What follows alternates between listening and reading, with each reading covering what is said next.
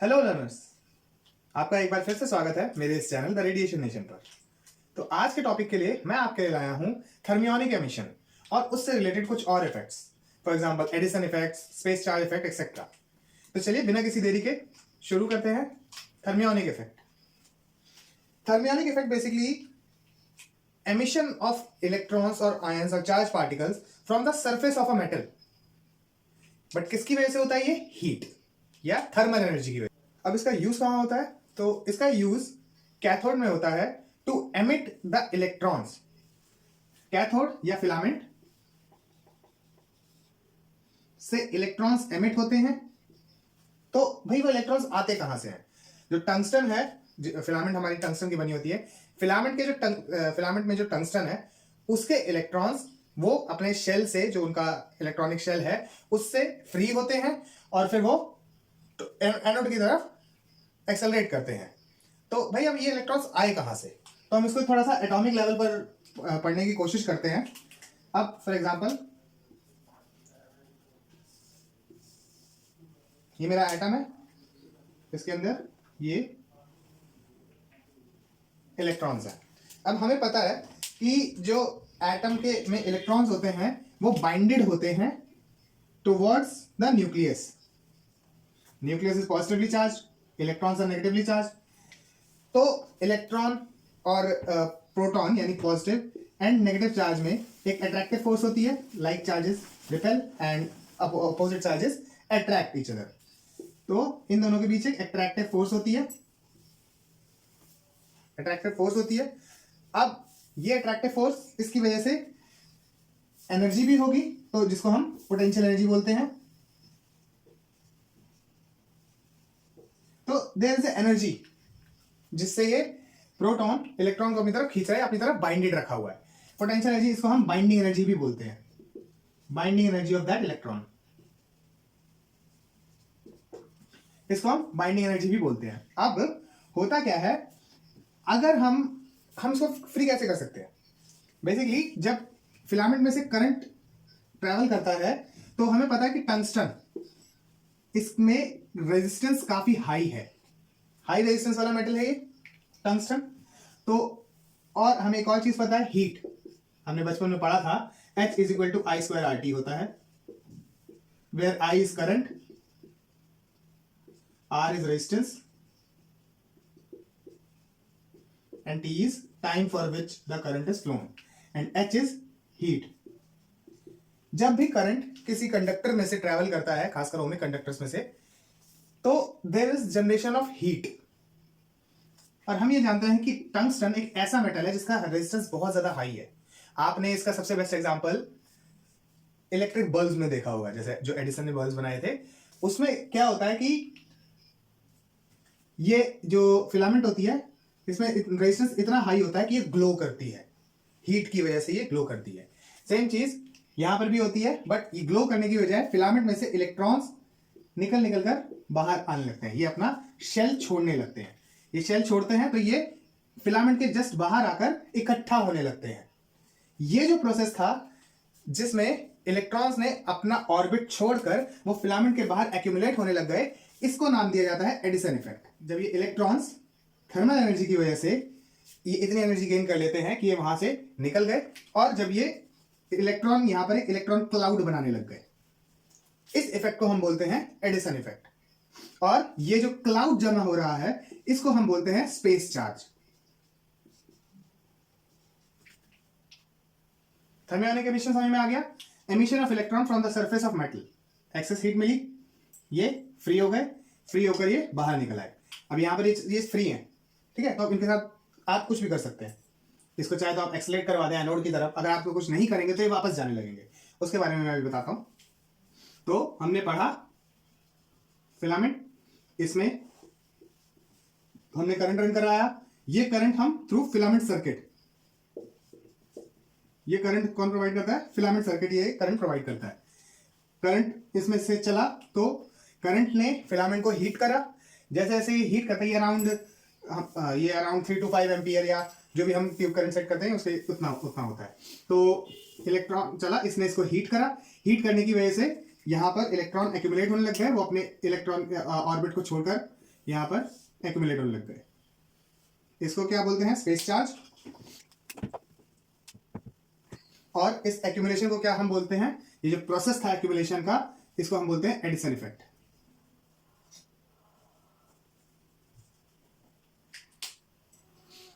अब क्या होता है, अगर मैं इनको ऐसे ही छोड़ दूं, मतलब कि अब अगर मैंने यहां से करंट बंद कर दिया तो क्या होगा? फिलामेंट से छोड़कर आए थे इलेक्ट्रॉन्स अपनी जगह, तो यहां पर पॉजिटिव चार्ज बन जाएगा फिलामेंट के अंदर। ये इलेक्ट्रॉन क्लाउड नेगेटिवली चार्ज है, एक दूसरे को रिपेल करेंगे तो ये इलेक्ट्रॉन्स वापस जाने लगते हैं। इसको हम बोलते हैं रिकॉम्बिनेशन। ये रिकॉम्बिनेशन कब होता है? When the current turns of. जो हम करंट सप्लाई कर रहे थे, करंट टर्न्स ऑफ, जब करंट हम बंद कर दें, ठीक। बट तब क्या होगा जब मैं करंट को चालू रखूं? अब क्या होगा जब मैं करंट को चालू रखूं? तो ये स्पेस चार्ज का जो साइज है वो बढ़ने लगेगा। अभी इस करंट की वजह से हीट एनर्जी है, हीट एनर्जी कह लीजिए, थर्मल एनर्जी कह लीजिए, हीट एनर्जी है। अब यहां पर भी नेगेटिव चार्ज एक्यूमुलेट हो रहा है, तो इस जगह पर एक नेगेटिव पोटेंशियल बन रहा है।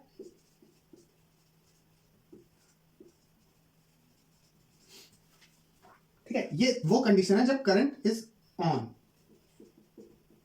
Is supplied, current is on, जब पीछे से करंट चल रहा है, तो ये तब होता है।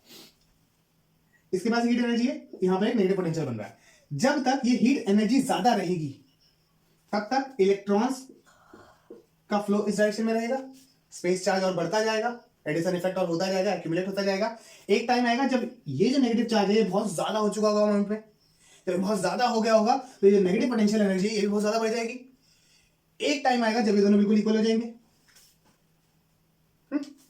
एक टाइम आया जब बिल्कुल इक्वल हो गए। अब इस इक्वल होने की वजह से क्या हुआ? इक्वल है, यहां पर एक इक्विलिब्रियम स्थापित हो जाता है। ये स्टेट है इक्विलिब्रियम की। अब क्या होगा? जैसे एक और इलेक्ट्रॉन इस तरफ कूदना चाहेगा तो ये नेगेटिव पोटेंशियल बढ़ जाएगा और ये वापस भेज देगा उसे, ये उसे फिर इलेक्ट्रॉन को वापस भेज देगा, जिससे फिर से बैलेंस आ जाएगा। तो अब जैसे इक्विलिब्रियम स्थापित हो गया है तो इस जगह पर एक स्टेलमेट आ गया, ना चीजें इधर जा रही हैं ना चीजें इधर जा रही हैं, क्योंकि जैसे ही कोई चीज एक एक्सेस इलेक्ट्रॉन इधर जाता है तो हीट एनर्जी बढ़ जाती है, हीट एनर्जी बढ़ी वो इसको वापस भेज देगी। और जैसे ही यहां से कोई एक एक्स्ट्रा इलेक्ट्रॉन इधर जाता है तो नेगेटिव पोटेंशियल एनर्जी बढ़ गई तो वो इसे वापस भेज देगी। तो बेसिकली अब और इलेक्ट्रॉन्स का एक्यूमुलेशन हो ही नहीं रहा। या इस तरीके से हम बोल सकते हैं space accumulation of electrons stops. हमें ऐसा देखने को लगेगा कि जो एक्यूमुलेशन है ये रुक गया, बट भाई मैं तो करंट अभी भी दे रहा हूं, है ना। सही तरीके से अगर मैं इसको डिफाइन करूं तो क्या होता है? Rate of emission of electron, rate कह लीजिए नंबर ऑफ इलेक्ट्रॉन्स जो एमिट हो रहे हैं वो बराबर हो जाते हैं रेट ऑफ रिकॉम्बिनेशन के। मतलब कि अगर 10 इलेक्ट्रॉन एमिट हो रहे हैं तो 10 इलेक्ट्रॉन रिकंबाइन भी हो रहे हैं साथ साथ। इस स्टेलमेट या इस इक्विलिब्रियम की सिचुएशन को हम बोलते हैं स्पेस चार्ज इफेक्ट। ये जो इक्विलिब्रियम की सिचुएशन होती है इसको हम बोलते हैं स्पेस चार्ज इफेक्ट। अब इससे होता क्या है कि ये और इलेक्ट्रॉन्स को आगे जाने ही नहीं देता, ये रोक कर रख देता है। ठीक है, अब हम इसका अगर ग्राफ प्लॉट करना चाहेंगे, मतलब सारे इलेक्ट्रॉन्स को नहीं but most of the electrons को, अभी तक हमने अभी एक ये चीज कंसीडर करने वाली भी है कि अभी तक हमने कोई पोटेंशियल डिफरेंस अप्लाई नहीं करा है।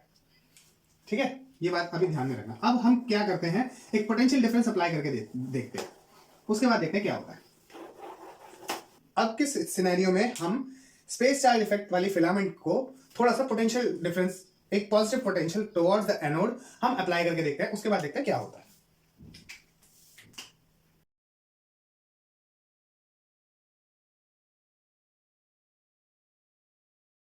यहां पर एक नेगेटिव पोटेंशियल है, यहां पर एक पॉजिटिव पोटेंशियल है। ठीक है, बट ये जो पोटेंशियल डिफरेंस की वैल्यू है काफी लो है, मान लीजिए +1 वोल्ट। और मैं इसका इस तरफ एक ग्राफ प्लॉट करता हूं।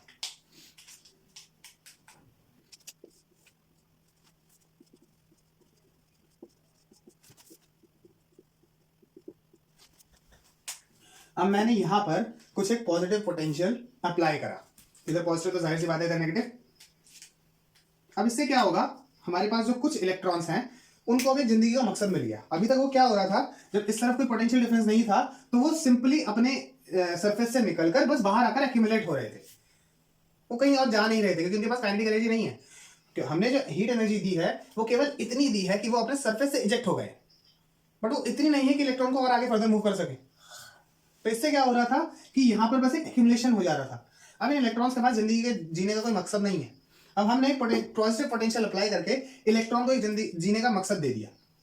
तो क्या होगा कि इलेक्ट्रॉन्स, कुछ इलेक्ट्रॉन्स होंगे जो इस तरफ एनोड की तरफ एक्सेलरेट होना शुरू होंगे, ठीक है। यहाँ के कुछ इलेक्ट्रॉन्स हैं जो चाहेंगे कि भैया हम एनोड की तरफ एक्सेलरेट हों, बट क्योंकि ये वाला जो नेगेटिव पोटेंशियल है ये बहुत बहुत ज्यादा हाई है, इस वक्त इक्विलिब्रियम साबित हो चुका है ना, हर कोई यही चाहता है कि हम इक्विलिब्रियम में ही रहें।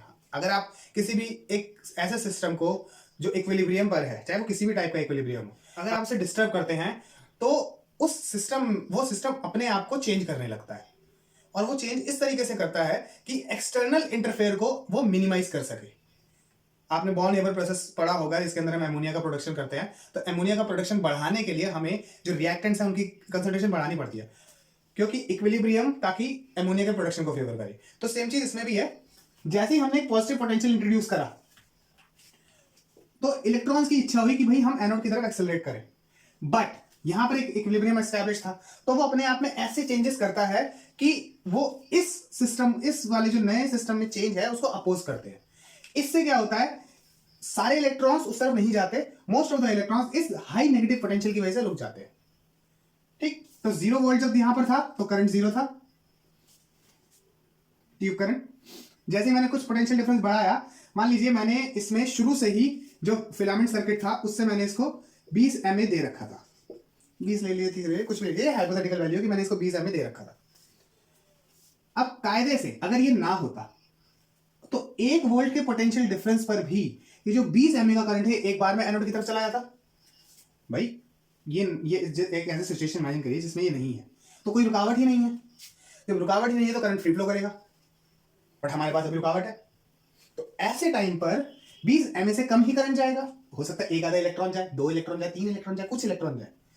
हमारा बेसिकली अगर ये मैंने 20 mA माना है कि यहां पर मेरा 20 mA आना चाहिए, ये 20 mA का मार्जिन है, तो 20 mA पूरा नहीं आएगा, थोड़ा सा करंट आएगा। अब मैंने पोटेंशियल बढ़ाकर प्लस 10 वोल्ट कर दिया तो मुझे थोड़ा और करंट मिल जाएगा, है ना। इसकी नेगेटिव पोटेंशियल मान लीजिए कि -100 वोल्ट पर है, -100 वोल्ट पर है, मान लीजिए, हाइपोथेटिकल वैल्यू है ये। फिर जब मैं इसको और बढ़ाऊंगा, प्लस 20 वोल्ट करूंगा तो और बढ़ जाएगा। ऐसे करते करते करते जब तक मैं 99 वोल्ट पर पहुंचूंगा तो ये ऑलमोस्ट 20 तक की वैल्यू अटेन कर चुका होगा, अब जैसे ही मैं इसको 100 करूंगा तो मैक्सिमम वैल्यू यानी 20 के अप्रोक्सीमेट वैल्यू अटेन कर लेगा, क्योंकि अब यहां पर भी प्लस 100 वोल्ट है जिसने इसको टैकल कर लिया है। तो ये पूरी तरीके से भी डिसिपेट नहीं होगा अभी भी, मतलब कि एक होता है ना, एक और आखिरी धक्का, एक आखिरी पुश की जरूरत होती है। अभी एक आखिरी पुश की जरूरत है। जैसे ही मैं इसे 101 वोल्ट करूंगा, जैसे मैं इसे 101 वोल्ट करूंगा, एक बार में सारा करंट फ्लो हो जाएगा, ये पूरा 20 का 20 हो जाएगा। अब जब मैं 101 अब जब मैं इसको 101 से मान लीजिए 120 करता हूं तो भी भैया रहेगा तो 20 एम्पियर करंट ना, 20 मिली एम्पियर करंट ही रहेगा ना, क्योंकि मैं इसको सप्लाई ही 20 मिली एम्पियर कर रहा हूं, उससे ज्यादा मैं कर ही रहा, तो मैं ज्यादा कर ही रहा तो इससे ज्यादा ऊपर जाएगा ही नहीं। कई स्टूडेंट्स की ये डाउट होती है, मेरे में भी था कि अब जब मैं वोल्टेज बढ़ा रहा हूं, अब मैंने बेस चार्ज को टैकल कर लिया है, अब इसके बाद अगर मैं वोल्टेज बढ़ाऊंगा तो मेरा ट्यूब करंट भी तो ऐसे बढ़ना चाहिए, ग्राफ मेरे अकॉर्डिंग ऐसे जाना चाहिए, बट नहीं। ये जो फिलामेंट सर्किट है ये एक लो वोल्टेज सर्किट है। अगर आपने एक्सटीट्यूब कंस्ट्रक्शन पढ़ी है तो यहां पर लो वोल्टेज सर्किट ये करंट सप्लाई करता है, जो ट्यूब करंट होता है। दूसरी तरफ इनके बीच का जो पोटेंशियल डिफरेंस होता है एनोड कैथोड के बीच का, वो हाई वोल्टेज सर्किट द्वारा सप्लाई करा जाता है। तो ये जो करंट है इंडिपेंडेंट है इनके। तो मैंने एक बार जितना करंट इसमें सप्लाई कर दिया उससे मैक्सिमम तो ये जा ही नहीं सकता ना। इस वजह से आप इसके बाद जितनी भी वोल्टेज बढ़ा लीजिए, भले आप इसको 200 वोल्ट कर लीजिए या कितना भी कर लीजिए, ये वापस वैल्यू ये ही देगा। जब मैं इसको ज्वाइन करूंगा तो ये कुछ इस तरीके से आता है। ये वाला जो रीजन होता है 20, इसको हम बोलते हैं सैचुरेशन वोल्टेज। जहां पर इसने मैक्सिमम वैल्यू अटेन करी, इस वोल्टेज को हम बोलते हैं saturation voltage.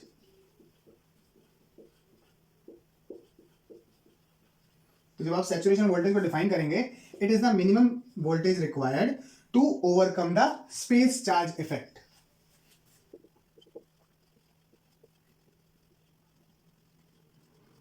And to attain maximum tube current. Saturation voltage किसे कहते हैं? वो मिनिमम वोल्टेज जो कि रिक्वायर्ड होती है to attain maximum tube current by eliminating space charge effect. ठीक है, होप करता हूं कि आपको ये स्पेस चार्ज इफेक्ट का फिनोमेना, एडिसन इफेक्ट का फिनोमेना समझ और सैचुरेशन वोल्टेज का फिनोमेना समझ में आया हो और आपने आज कुछ नया सीखा हो। अगर वीडियो पसंद आई है तो प्लीज इसे लाइक करें और अपने दोस्तों में शेयर करें ताकि वो भी कुछ ऐसी नई चीजें सीख सके। तब तक अगली बार के लिए थैंक यू वेरी मच।